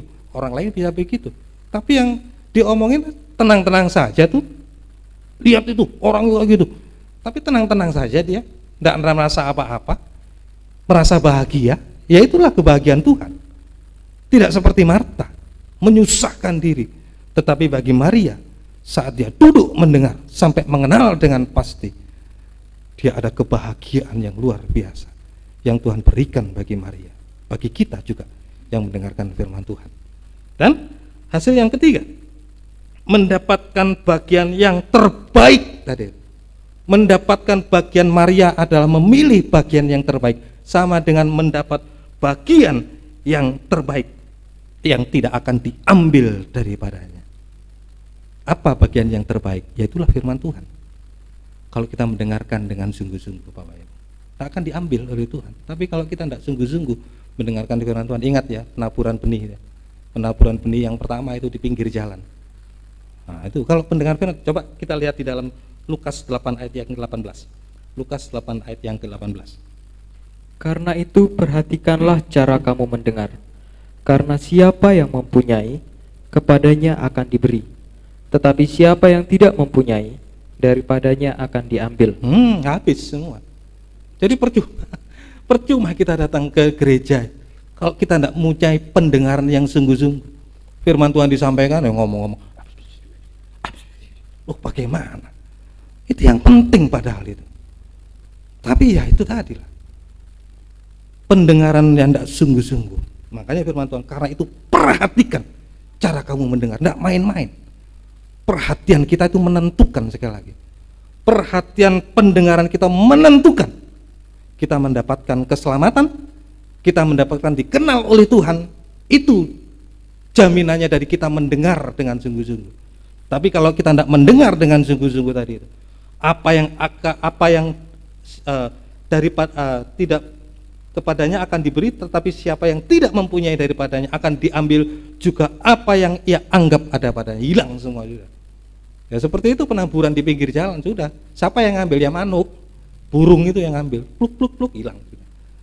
Tanya ke apa ke gereja, "Bu, apa mau diomong apa pendetane ngomong apa ndak ro." Ndak wis apa sing diomong kowe was-was ndak ngerti aku. Lah karena memang ndak punya pendengaran. Hilang sudah di situ. Padahal itu yang terbaik tadi. Itu yang terbaik tadi. Tapi diambil sudah oleh Tuhan. Karena kita tidak punya sikap mendengar dengan sungguh-sungguh. Tapi kalau kita mendengar dengan sungguh-sungguh dan sampai mengenal dengan pasti, tidak ada kekhawatiran, tidak ada kesusahan, yang ada kebahagiaan, sampai menerima yang terbaik. Itulah firman Tuhan, kekal, yang membawa kita hidup kekal nanti. Ingat ya, waktu di kaum muda remaja saya juga mengatakan, Tuhan tidak tanya, kamu mobilmu berapa, rumahmu berapa, kamu berapa, uangmu berapa, enggak. Tuhan yang tanya itu, ada berapa roti padamu, periksa. Ada berapa roti padamu. Roti itu berbicara firman. Nah, kalau kita mendengar dengan sungguh-sungguh, tentunya kita mendapatkan segala sesuatu yang terbaik dari firman Tuhan. Tapi kalau kita tidak punya pendengaran yang baik, hilang oleh Tuhan, diambil apa yang angkat padanya. Wah, dulu saya ini dulu, sudah tidak ada, sudah sekarang sudah tidak ada lagi. Makanya itu perhatikan cara kita mendengar supaya kita mendapatkan yang terbaik. Jadi mendengar itu menentukan kita bisa menerima keselamatan atau dikenal oleh Tuhan. Ya. Kemudian ayat yang 10, ayat yang ketiga, kembali lagi di situ. Yohanes 10 ayat yang ketiga. Di sini penekanannya. 10 ayat yang ketiga. Pergilah, sesungguhnya aku mengutus kamu seperti anak Yohanes domba. 10 ayat yang ketiga. Yohanes 10 ayat yang ketiga. Untuk dia penjaga membuka pintu, dan domba-domba mendengarkan suaranya, dan ia memanggil domba-dombanya masing-masing menurut namanya. Kalau kita mendengar suara Tuhan dengan sungguh-sungguh, kita dikenal oleh Tuhan. Tadi itu dipanggil namanya, enggak, woi, enggak begitu. Siapa yang dikenal? Pak Arif, oh, kenal karena saya kenal. Siapa lagi di situ yang kenal? Dipanggil sesuai namanya. Enggak, enggak begitu. Tapi dipanggil sesuai namanya. Itu artinya kita dikenal oleh Tuhan. Kalau kita mendengar suara Tuhan dengan sungguh-sungguh, di situ saat nama kita bisa dikenal oleh Tuhan, dipanggil sesuai dengan namanya masing-masing. Nah, begitu. Semoga kita bisa mengerti. Semoga bisa mengerti. Nah, kemudian sekarang yang ketiga, Bapak itu. Yang ketiga, saat praktek kita bisa mempersembahkan tubuh kita. Tadi ingat ya, bisa mempersembahkan tubuh. Yang A tadi itu lewat ketekunan kita tergembala dengan sungguh-sungguh. Dan yang B tadi itu kita harus mendengar sampai mengenal dengan pasti suara gembala. Sekarang yang ketiga, Yohanes 10 ayat yang keempat.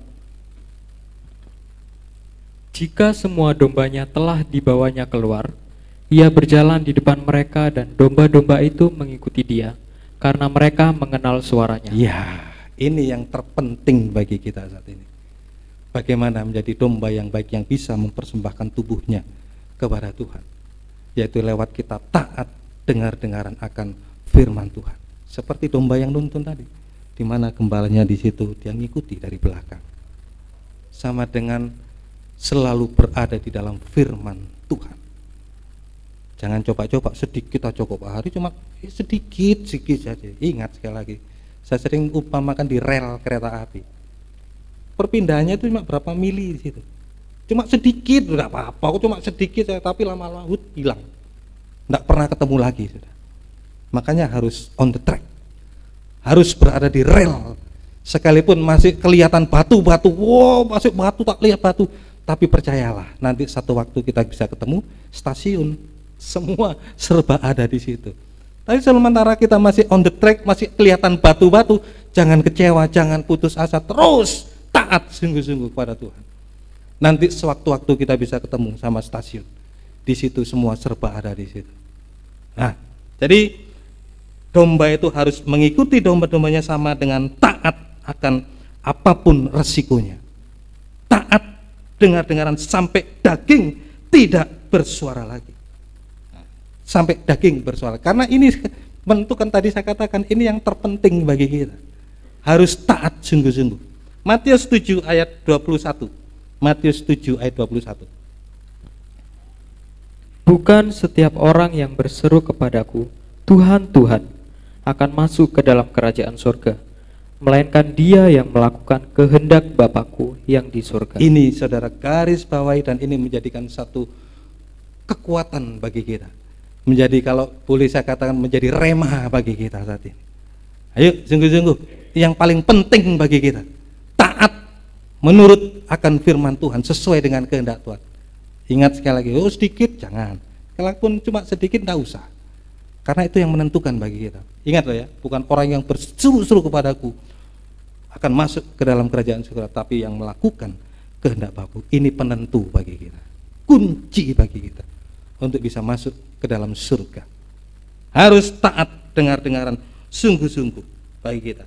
Hasilnya Yohanes ayat yang terakhir, Yohanes 14 ayat 1 sampai ke 3. Percayalah sekali lagi, Tuhan menuntun kita bukan ke tempat yang salah.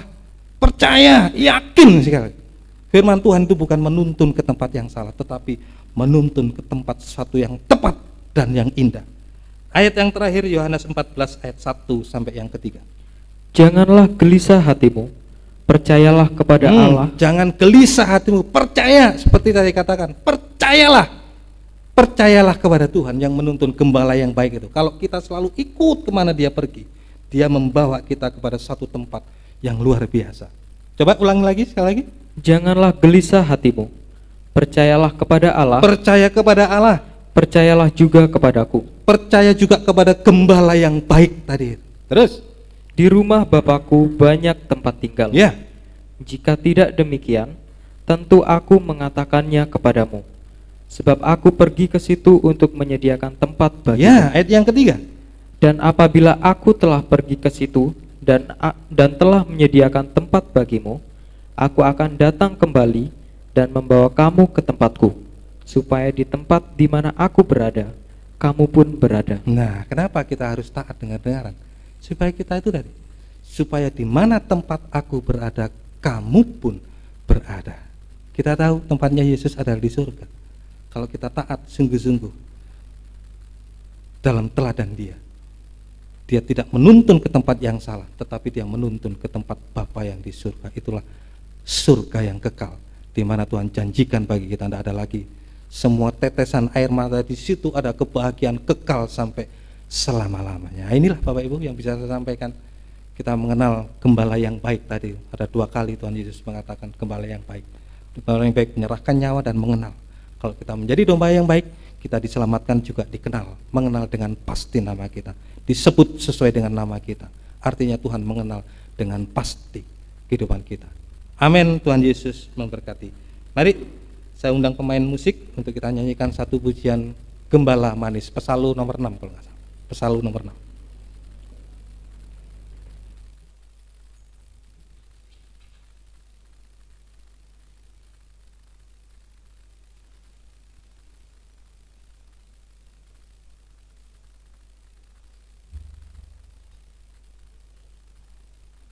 Mari sandang semua bangkit berdiri.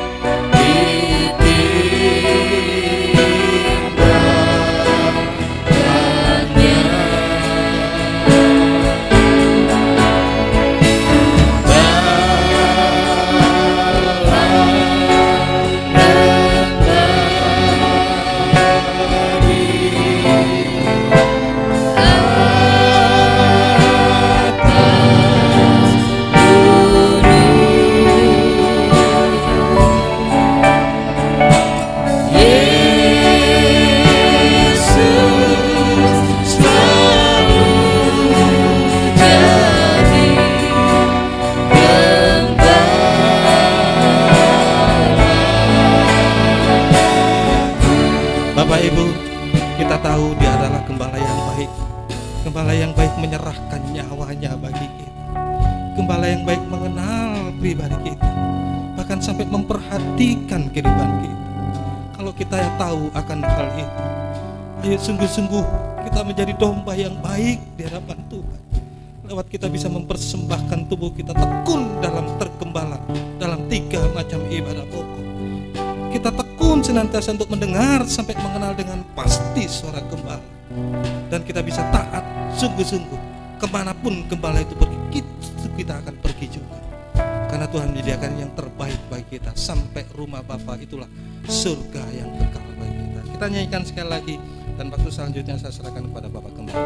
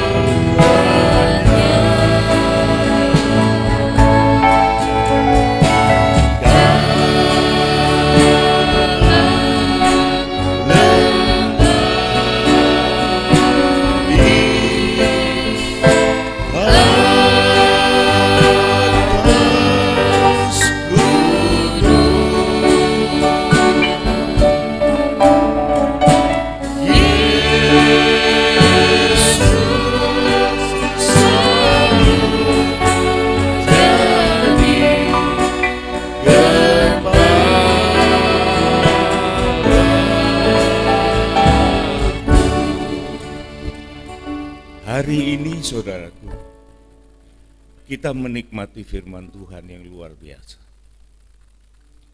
Ada Roh Kudus di antara kita yang memberikan suatu tekanan khidmat kepada hadirat Tuhan. Sungguh sayang apabila seseorang yang mendengar firman Allah dan kemudian tidak ada yang nyantol di dalam hatinya. Oleh karena secercah atau sekata saja, itu akan memberikan manfaat yang sangat besar. Sebagaimana perempuan Sirofunisi itu membawa persoalannya kepada Yesus. Dan dia siap untuk menerima sepatah kata dari Tuhan. Maka dia mengalami keubahan yang luar biasa. Dari anjing kafir, dia boleh menjadi bagian di dalam tubuh Kristus. Dan dia hidup di dalam penggembalaan, dia tidak lagi anjing tetapi domba yang terpelihara. Domba itu kebutuhannya tidak banyak, saudaraku. Jangan mikir macam-macam. Domba itu kebutuhannya adalah gembala. Tuhan memberikan itu di dunia dan di akhirat. Ada gembala agung di sana. Dia yang memperdulikan kita. Saudara tahu enggak klimaks dari maksud penggembalaan? Tuhan itu mau memakai kehidupan kita. Sebagaimana kita mempersembahkan hidup ini kepada Tuhan. Ada ayat yang mengatakan, aku mengutus engkau seperti domba di tengah-tengah serigala. Bayangkan saudaraku, kita ini dipelihara di dalam kandang Tuhan. Ada gembala agung yang memberi makanan, jaminan, keselamatan, keubahan. Masa Tuhan itu akan membiarkan kita nganggur? Tidak mungkin. Tuhan itu mau memakai kehidupan kita. Dan domba di tengah-tengah serigala itu artinya, saudaraku, bahwa dimanapun kita berada, kita aman di dalam penggembalaan Sang Gembala Agung. Itu yang kita butuhkan. Dan kemudian hasil pengembalaan itu ada jaminan, saudaraku. Yang kita bisa lihat juga di dalam Yohanes pasal yang ke-10. Maka di sana ada jaminan yang luar biasa. Pada ayat yang ke-28 itu mengatakan, dan aku memberikan hidup yang kekal kepada mereka. Hidup kekal itu ada dua loh saudaraku. Kita tidak usah pusing tentang hidup kekal sebetulnya. Oleh karena hidup kekal itu sudah memang kodrat yang harus kita alami. Tetapi hidup kekal itu harus berkualitas. Untuk kita punya hak menempati kerajaan surga yang sudah disediakan oleh Bapa. Tetapi ada kehidupan kekal yang tidak berkualitas. Dia mengalami kekekalan di dalam api neraka. Kita harus mengisi, saudaraku, kehidupan kita ini. Bukan hanya untuk hidup sementara, tetapi untuk hidup kekal itu. Dan sementara kita di bumi, kita dipelihara oleh Tuhan. Dan Tuhan menjanjikan apa? Dan mereka pasti ada kepastian. Pasti apa? Tidak binasa. Sampai kapan? Sampai selama-lamanya. Dan seorang pun, siapa ini orang? Ini setan, iblis yang memperdaya Hawa. Itu tetap membayangi kita dan ia ingin menyesatkan kita. Tetapi Tuhan mengatakan tidak ada seorang pun yang bisa merebut mereka dari tanganku, tangan gembala aku. Sungguh bahagia saudaraku, jikalau kita pada kesempatan hidup di bumi ini, kita dikenalkan oleh korban darah Kristus yang memberikan kita jaminan, yang memampukan kita untuk hidup di dalam kekudusan dan dijamin oleh makanan tiap hari oleh firman Tuhan. Luar biasa saudaraku. Saya tadi malam mengikuti kaum muda.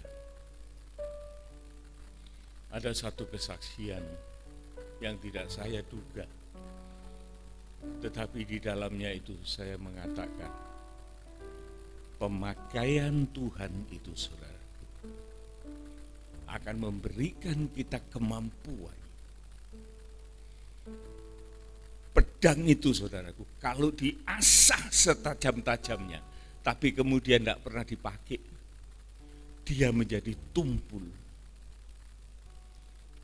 Gendewa, panah itu kalau dia ditarik, tetapi tidak pernah dilepaskan, maka lambat laun dia akan menjadi kendor. Oleh sebab itu harus tahu timingnya. Kapan kita ini mau dipakai oleh Tuhan? Supaya di dalam pemakaian itu Tuhan akan melengkapi domba-dombanya dengan satu jaminan keselamatan kekal yang tidak tergoyahkan dan tidak bisa diambil oleh siapapun. Luar biasa. Oleh sebab itu saya katakan pagi ini kita mendapat firman Tuhan yang begitu bagus dan begitu berbobot tentang penggembalaan, sehingga kita memperoleh jaminan itu dan tidak akan melenceng dalam jalan kita beribadah. Puji Tuhan. Mari kita berdoa. Bapa di dalam surga, kami bersyukur, berterima kasih buat jam-jam pagi ini yang Engkau anugerahkan kepada kami. Dan kami mendapat kemurahan dan tuntunan Tuhan untuk boleh berada di dalam rumah Tuhan. mendengarkan firman Allah yang memberikan kami kekuatan dan kemampuan untuk hidup di dalam kekudusan. Bahkan Engkau mempersiapkan kami untuk Engkau pakai. Tidak seorang pun yang Engkau mau membiarkan mereka, tetapi semua Engkau akan masukkan di dalam tubuh-Mu yang mempunyai aktivitas di bumi ini.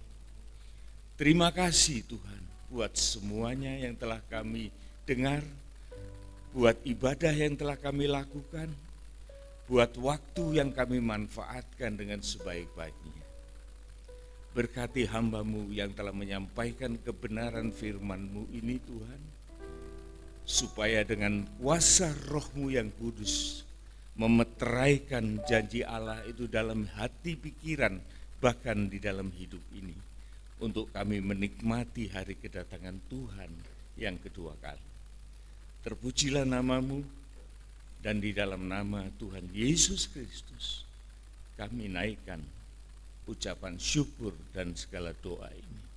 Amin, amin. Tuhan berkati. Silakan duduk, ada pengumuman.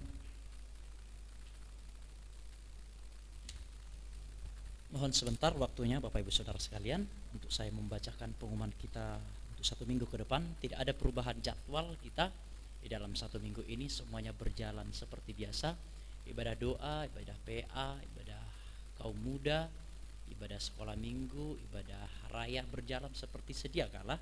Saya tidak akan mengulangi jadwal-jadwalnya dan jam-jamnya, namun semuanya berjalan seperti biasa. Hanya saja di hari Sabtu ada latihan untuk musik jam 9 pagi sampai jam 12 bagi Bapak Ibu yang ingin anak-anaknya bisa bermain musik, boleh datang. Nanti kami siap melayani dan meregenerasi anak-anak Bapak Ibu Saudara yang berpotensi untuk melayani Tuhan. Selanjutnya yang ingin saya bagikan bagi kita semua, kita berdoa bagi yang berulang tahun. Ada Ibu Novita datang? Enggak ya? Ibu Novita enggak datang, masih lari paling. enggak. Bapak Kim Lui di Jatiroto berulang tahun. Ibu Meme datang enggak? Ibu Meme. Selamat datang, selamat ulang tahun Bu Meme. Terberkati, nanti kita doakan bersama-sama kiranya sehat selalu, semangat selalu di dalam melayani Tuhan. Dan juga Timothy, Bro Timothy mana? Oke, yang paling ganteng Bapak Ibu yang di belakang. Namun tetap saya paling ganteng sih sebenarnya. Oke Bapak Ibu Saudara ya. Oke, berdoa juga bagi Ibu Meme, anak dari Ibu Timbul, bukan Ibu Meme yang di belakang, tapi anak dari Ibu Timbul yang sudah melakukan operasi. Kemarin kita ke sana, kita sudah doakan, dan ini pasca operasi kita akan doakan juga pemulihannya. Ibu Veve juga yang lagi kurang enak badan, kita akan doakan bersama-sama. Ibu Darto juga yang lagi kurang enak badan, kita doakan bersama-sama. Dan juga saya dapat info barusan tadi, ada Ibu Hana yang ada di Jatiroto, itu juga sedang sakit, nanti kita akan doakan bersama-sama. Dan setelah ibadah ada latihan paduan suara. Bagi Bapak Ibu yang mau bergabung dalam latihan paduan suara, monggo, pintu pelayanan selalu terbuka untuk kita semua. Demikian pengumuman yang saya bagikan. Ada mungkin yang kelewatan? Tidak ada? Ya. Jikalau tidak ada, mari kita akan bangkit berdiri bersama-sama Bapak Ibu, dan kita akan menerima doa berkat dari Bapak Gembala kita.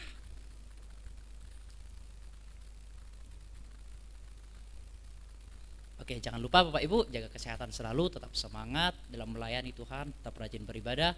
Tuhan Yesus memberkati kita.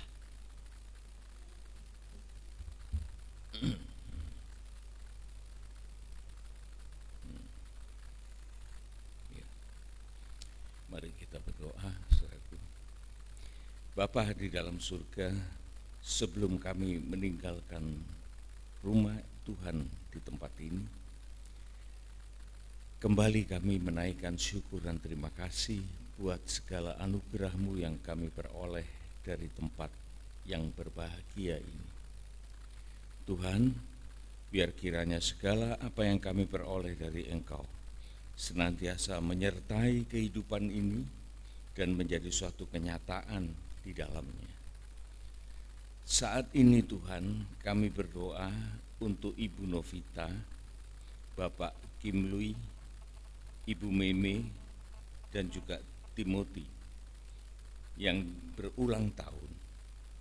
Biar kiranya kelanjutan pemakaian Tuhan atas kehidupan nama-nama yang kami sebutkan ini akan menjadi suatu kenyataan yang lebih nyata di antara kami, sehingga mereka boleh menikmati penggembalaan dan keselamatan yang dijanjikan oleh Tuhan, dan mereka boleh dipakai oleh Tuhan. Itulah doa kami, Tuhan. Dan kami juga berdoa untuk seorang anak dari Ibu Timbul yang menjalani masa pemulihan setelah operasi. Biar Tuhan berkemurahan, menolong, memberikan semangat dan pemulihan yang lebih cepat kepada anak dari Ibu Timbul ini.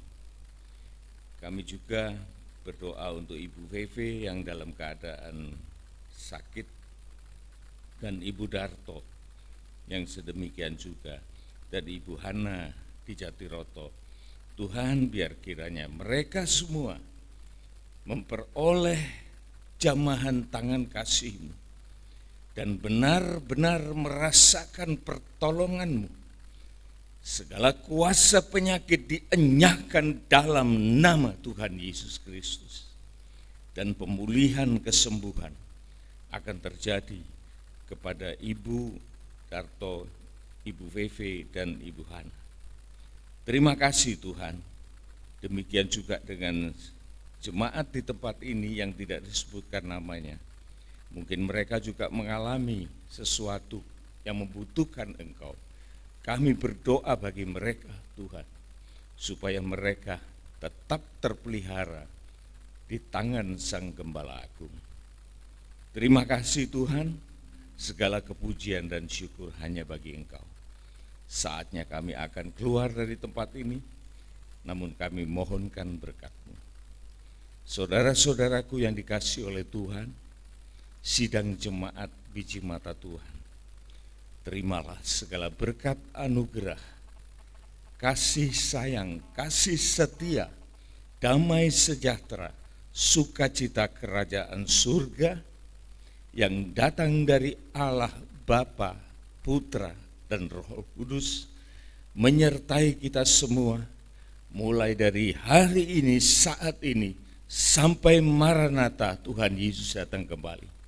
Pulanglah beserta dengan segala berkat ini, dan juga ditambah-tambahkan dengan berkat-berkat jasmaniah untuk kita boleh hidup layak di bumi ini dan menjadi berkat bagi sesama.